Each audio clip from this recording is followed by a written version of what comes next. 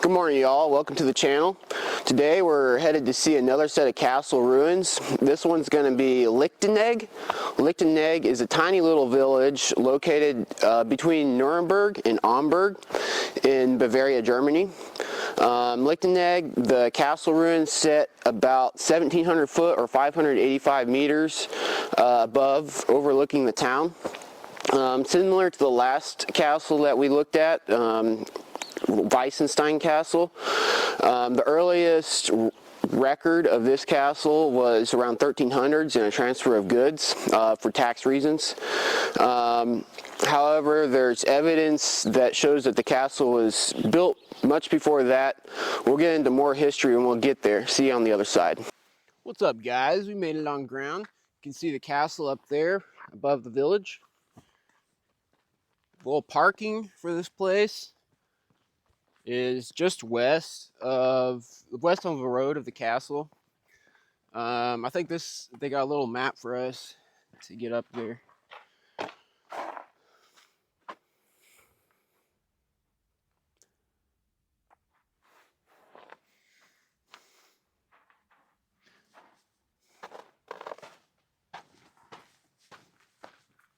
Anyway, see you on the other side.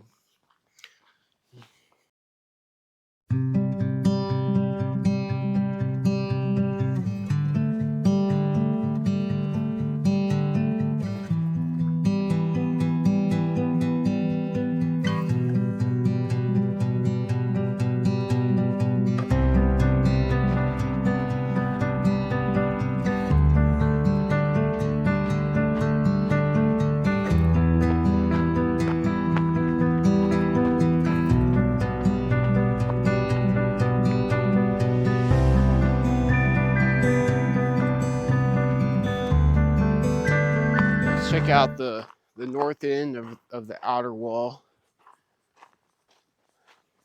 So far from what I can tell is there's considerably more here than, at the Castle Lichtenegg than there was at the Lichtenegg Castle I filmed a couple weeks back. So kind of excited. Looks like right here they built the foundation right on top of some big boulders. Same here and over there. The private funding for this place has helped with the plumbing and things. It's just cool to see people invest, keeping these castles viewable by the public.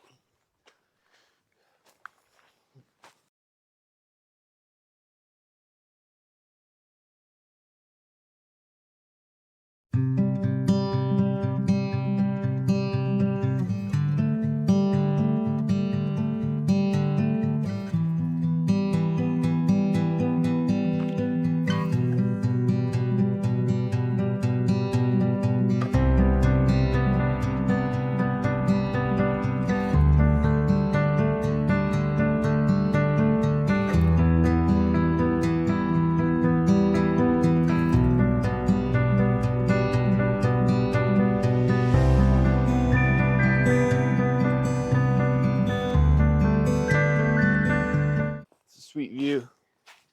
So here we're kind of circling around to the south end.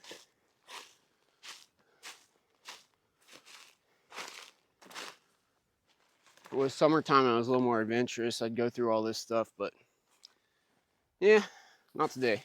Maybe I'll come back with the drone later.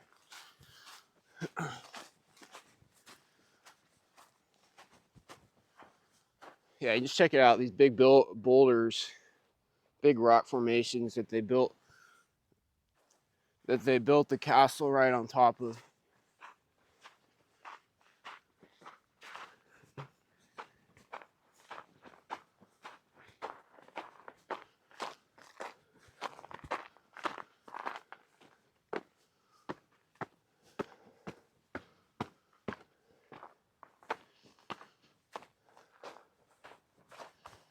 Yeah, you can tell that there would have been quite a bit right here. It's just crumbled away, fallen to the earth, fallen down the hill. But Here you can see a little campfire where they used to roast s'mores, make weenies. That's where they ate them.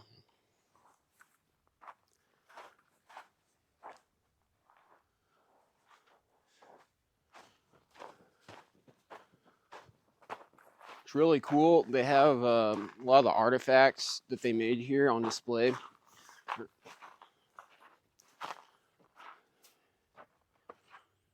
It even shows like which item where on the grounds it was found on these little maps. Check out these nails. Kind of this area west of Hamburg. It was known for the iron exports. It's part of the reason why this place was inhabited. Get into more on that later, but yeah, you can see a bunch of little nails they found. More pottery though. Yeah.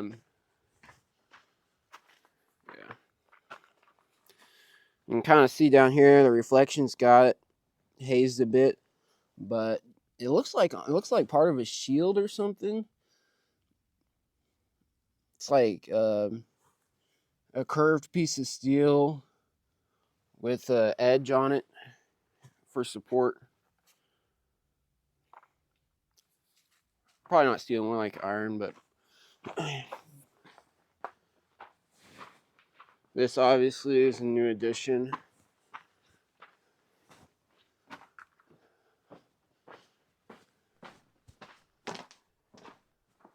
I would guess that this would have been a floor right up there, and that would have been where archers or what have you guards would have walked along the wall.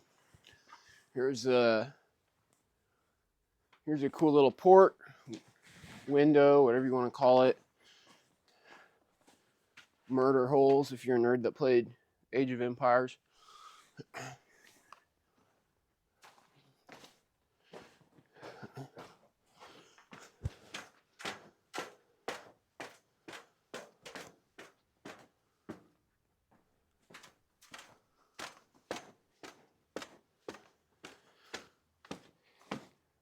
So cool that they keep the grounds up.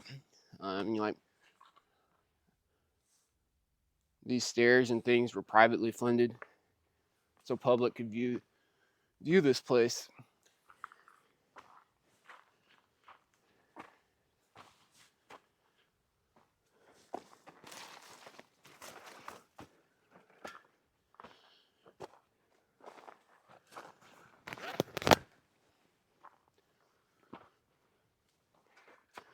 Yeah, this is kind of toward the top now. You can see my car out over there. The view, awesome view.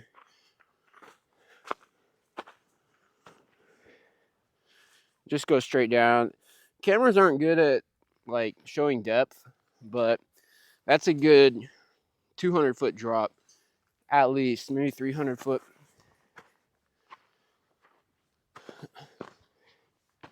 And that's even further. Close to 500-ish there.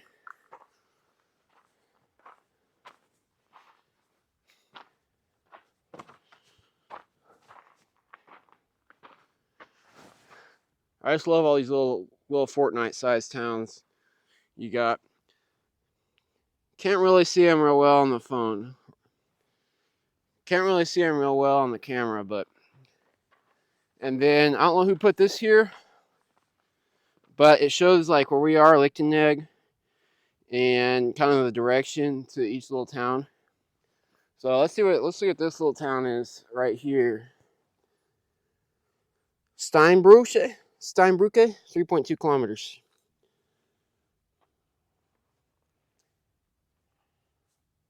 Let's see what that one way out there is.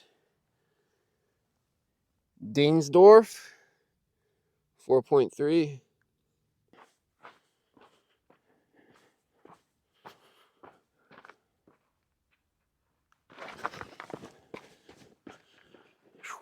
This ice having me slipping.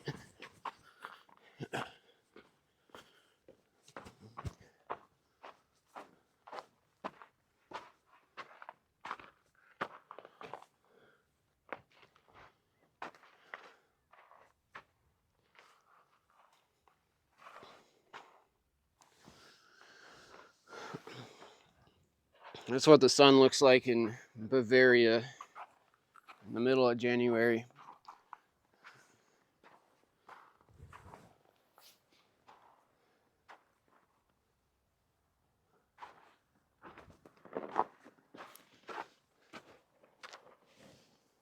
You can tell along the inner wall here, there would have been a lot more rooms. But now, you know, with the decline of the castle over the years, been about 400 years since anybody's, you know, actually fixed or repaired this castle, closer to 500. And you can see like all the dirt that's filled this area in. And then some of this, I think it's just been here since the beginning. Like this, I think this is part of the foundation. Even though it's up here, I don't see any mortar or grout or anything. It's like part of the rock. So let me know in the comments. But I think they just kind of built around the land. They didn't carve the land away from it, if that makes sense.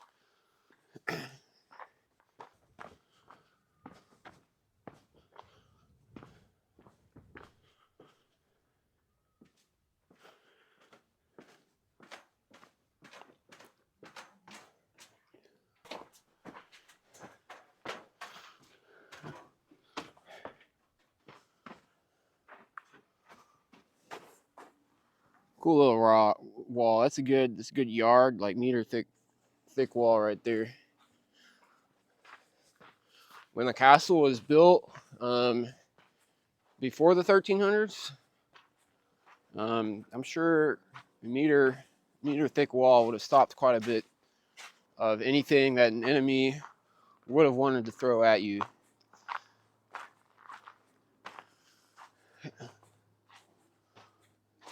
It even gets thicker over here.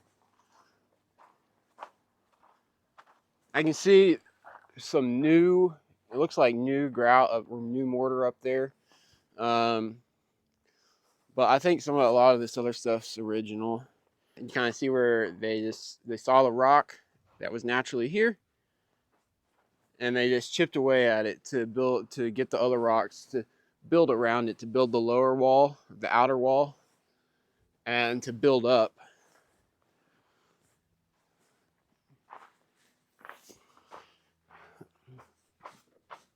Yeah, that's this rock formation. It goes all along the eastern side of this castle. Someone in the comments, let me know how they would have chipped away to make it so straight, along the sides with the technology they would have had when they built this place. All right, now for a little bit of history on how this castle got built, where it got started, how it fell into the ruin that it is today. So similar to the Weissenstein Castle that I filmed a couple weeks ago, the earliest mention in record of this castle was around 1300 in a Nuremberg Imperial of Sablischein. What that is, it's just it's a formal transfer of goods that shows what parties are taxable and by whom. And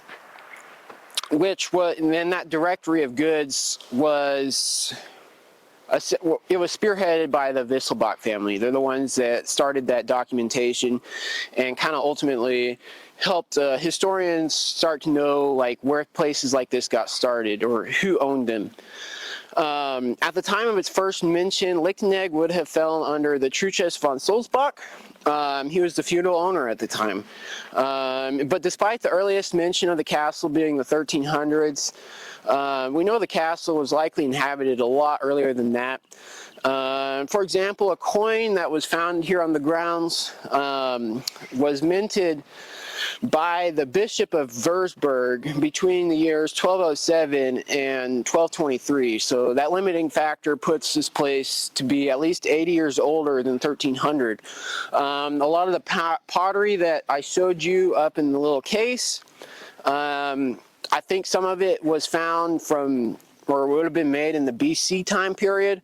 That just goes to show that this whole area would have been inhabited much earlier than 1300. We just don't have an exact date of when the castle underwent construction. In 1553, the castle passed to the very accomplished hands of Charles IV. Charles IV was a very interesting individual.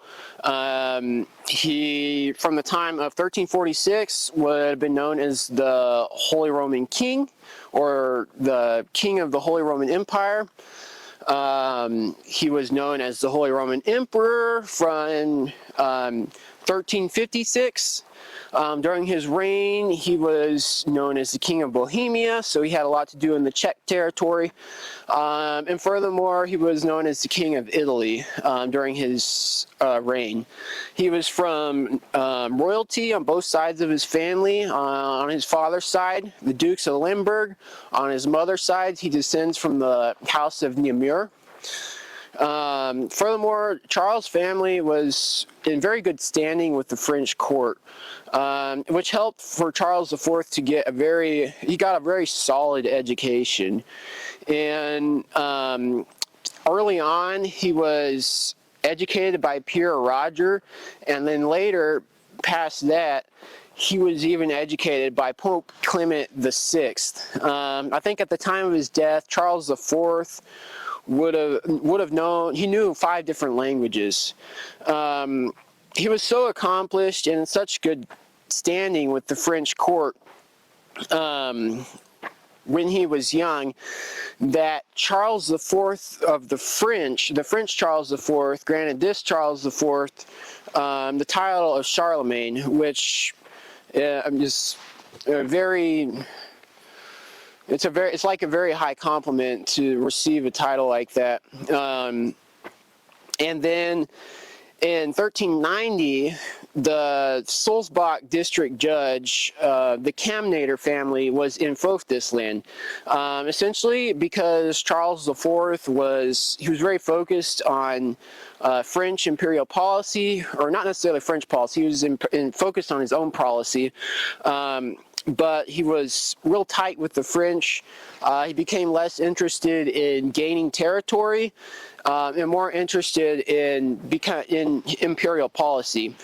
So when the Camnader family was invoked this land for allegiance, it wasn't necessarily for the castle, but the castle is on the ground.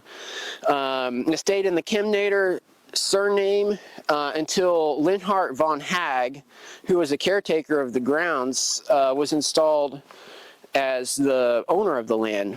I think it was the second generation of the Camnader family that died off and left von Hag Linhart von Hag with a very steep debt. A debt that caused the court of Sulzbach to essentially take this land from Hag and use it as collateral. During that time, the castle was not really inhabited anymore. Mining industrialist Ulrich Hegner was invoked the territory by John Newmarket of Palatine in 1432, likely for the iron deposits. In 1491, the cast passed to Hans Cherbel, and then Cherbel sold the castle in around 1500 to the Feising family. The Feising family was notable for, well, they were one of the oldest patrician lines in Nuremberg at the time. Lichtenegg was referred to at the time as a barren castle valley. This is important because it just notes that people didn't really take the territory or inherit the territory for the castle. They were more interested in the land around it, which was iron heavy. A lot of the resource around here was iron. I think I showed you some nails up in the box up there. Probably iron pulled from the ground real close to around here. And then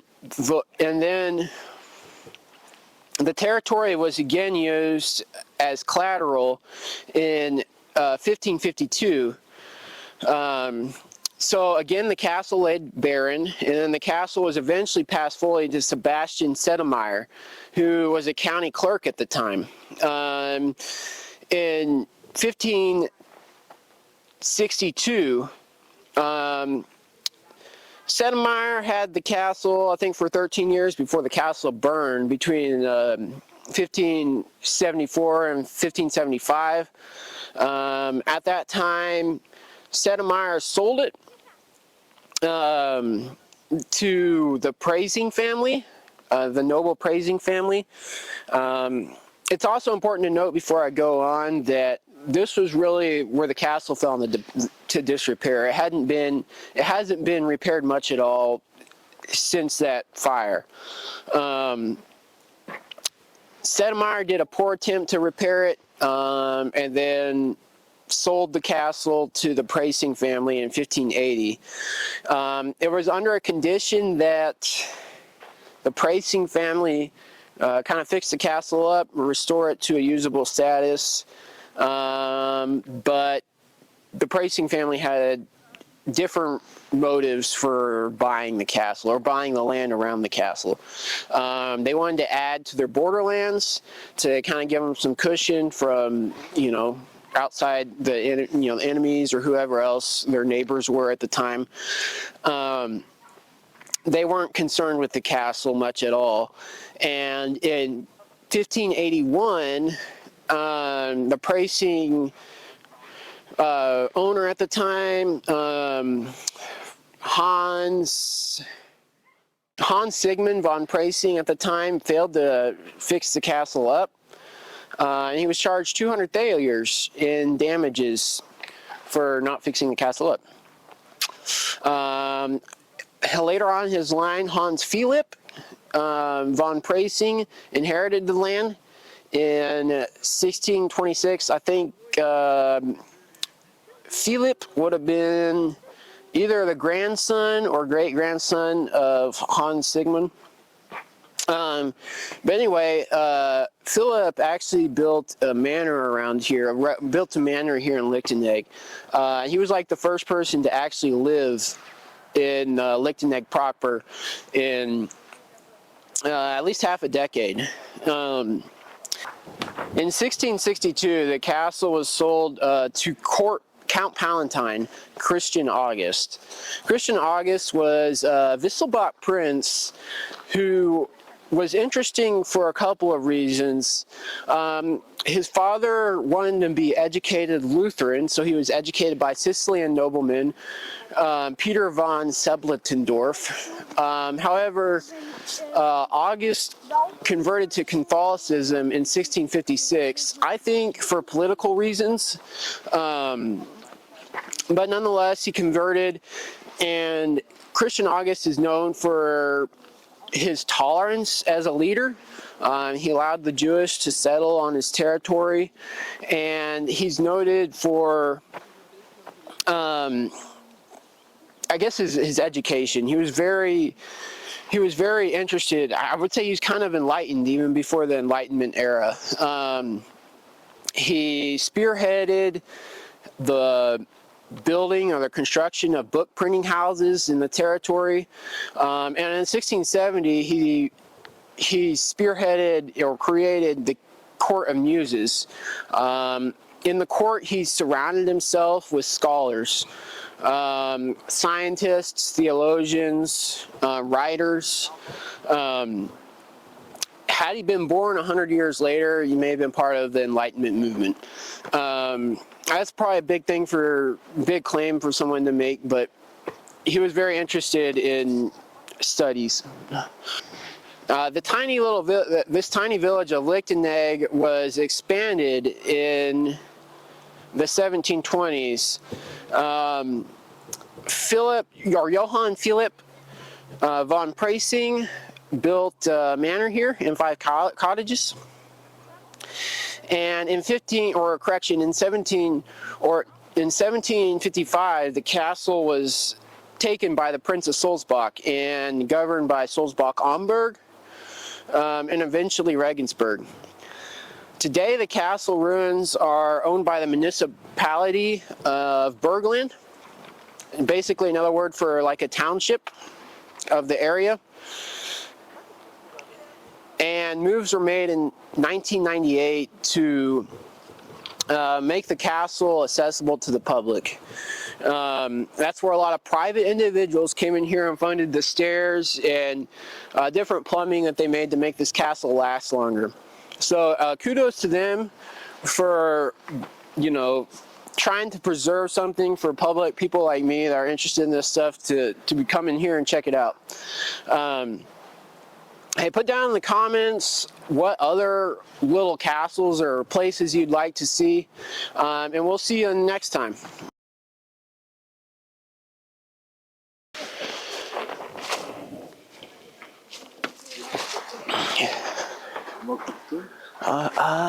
Ja.